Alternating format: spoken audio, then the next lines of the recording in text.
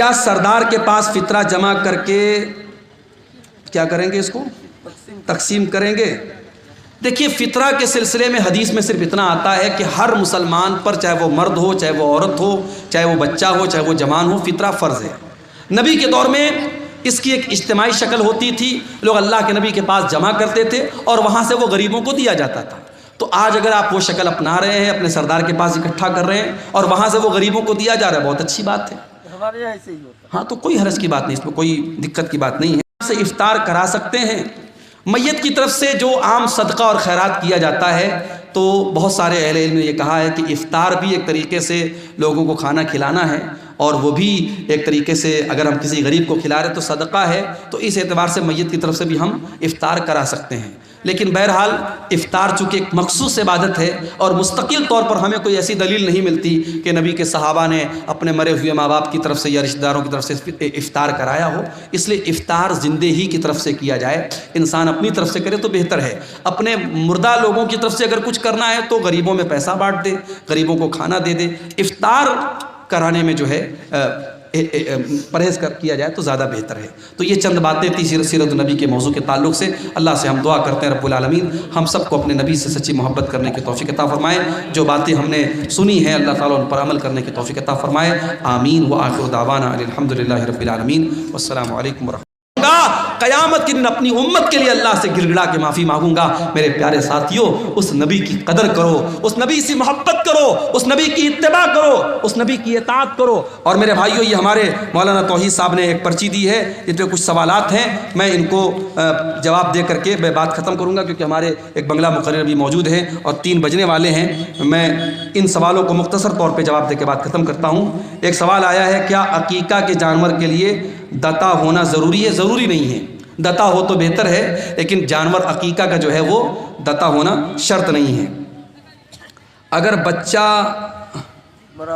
مرا ہوا پیدا ہو تو اس کا جنازہ پڑھیں گے یا نہیں؟ اس مسئلے میں علماء کا اختلاف ہے۔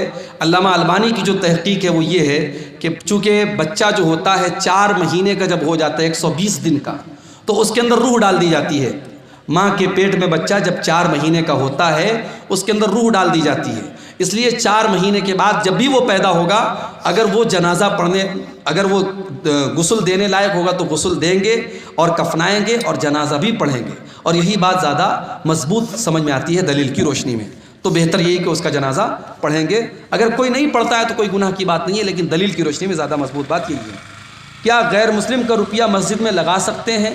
لگا سکتے ہیں، مگر ایک شرط ہے۔ اگر وہ غیر مسلم کوئی ایسا کاروبار کرتا ہے جو پورا کا پورا حرام کاروبار ہے، تو وہ پیسہ پھر ہم مسجد میں نہیں لگائیں گے، اس کو منع کر دیں گے، بھائی تمہارا پیسہ ہم نہیں لے سکتے۔ لیکن ایسا بہت کم ہوتا ہے، غیر مسلموں کے یہاں بھی حلال بزنس بھی ہوتے ہیں، حرام بزنس بھی ہوتے ہیں، تو اگر مکس آمدنی ہے تو ہم وہ لے سکتے ہیں۔ اس کی دلیل کیا ہے؟ نبی کے دور میں مکہ کے کافروں نے اللہ کے گھر کو خانہ کعبہ کو بنایا تھا آپس میں چندہ کر کے، لیکن وہ لوگ بھی خانہ کعبہ کی بڑی عزت کرتے تھے، تو انہوں نے حلال آمدنی سے ہی بنایا تھا۔ تو اللہ کے نبی نے جب خانہ کعبہ کو فتح کیا تو آپ نے خانہ کعبہ کو یہ کہہ کے گرا نہیں دیا کہ وہ ان کی آمدنی سے بنا ہے، ان کے چندے سے بنا ہے، آپ نے اس بلڈنگ کو برقرار رکھا۔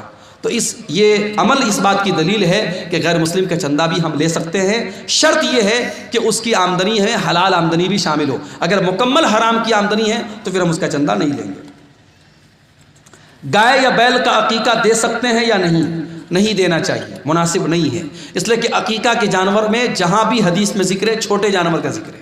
بعض علماء نے بڑے جانور کو جائز قرار دیا ہے، مگر دلیل کے اعتبار سے اس کی کوئی مضبوط دلیل نہیں ملتی۔ جہاں پر بھی حدیثوں میں ذکر ہے چھوٹے جانور کا ذکر ہے، آپ بکرا بکری کر سکتے ہیں، بھیڑا بھیڑی کر سکتے ہیں، دمبا وغیرہ کر سکتے ہیں، لیکن بڑے جانور کا ثبوت عقیقہ میں نہیں ملتا ہے۔ کیا سردار کے پاس فطرہ جمع کر کے کیا کریں گے؟ اس کو تقسیم کریں گے۔ دیکھیے فطرہ کے سلسلے میں حدیث میں صرف اتنا آتا ہے کہ ہر مسلمان پر، چاہے وہ مرد ہو، چاہے وہ عورت ہو، چاہے وہ بچہ ہو، چاہے وہ جوان ہو، فطرہ فرض ہے۔ نبی کے دور میں اس کی ایک اجتماعی شکل ہوتی تھی، لوگ اللہ کے نبی کے پاس جمع کرتے تھے اور وہاں سے وہ غریبوں کو دیا جاتا تھا۔ تو آج اگر آپ وہ شکل اپنا رہے ہیں، اپنے سردار کے پاس اکٹھا کر رہے ہیں اور وہاں سے وہ غریبوں کو دیا جا رہا ہے، بہت اچھی بات ہے۔ ہمارے یہاں ایسے ہی ہوتا ہے۔ ہاں تو کوئی حرج کی بات نہیں، اس میں کوئی دقت کی بات نہیں ہے۔ رہتی ہے، بلڈ آتا رہتا ہے، درد ہوتا رہتا ہے، اسلام نے کہا کوئی مسئلہ نہیں، جتنے دن اس کو پیریڈ آ رہا ہے وہ نماز نہیں پڑھے گی، روزہ نہیں رکھے گی، روزہ بعد میں پورا کرے گی۔ قدم قدم پر ہماری شریعت میں میرے بھائیوں آسانی رکھی گئی۔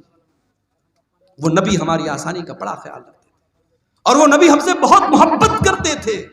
وہ راتوں کو اٹھ کر کے ہمارے لیے رویا کرتے تھے میرے بھائی۔ میرے نبی رات کو اٹھ کر کے دعا کیا کرتے تھے، اے اللہ میری امت کا کیا ہوگا؟ اور اللہ تعالیٰ اپنے نبی کو تسلی دیتا تھا کہ آپ اپنی امت کے لیے پریشان مت ہوئیے، ہم آپ کی امت کے بارے میں آپ کو خوش کر دیں گے۔ شاعر نے کتنی سچی بات کہی ہے، سلام اس پر جو امت کے لیے راتوں کو روتا تھا، سلام اس پر جو فرش خاک پر جاڑے میں سوتا تھا، سلام اس پر کہ جس کے گھر میں چاندی تھی نہ سونا تھا، سلام اس پر کہ ٹوٹا بوریا جس کا بچھونا تھا۔ میرے پیارے بھائیوں، اس نبی سے ہمیں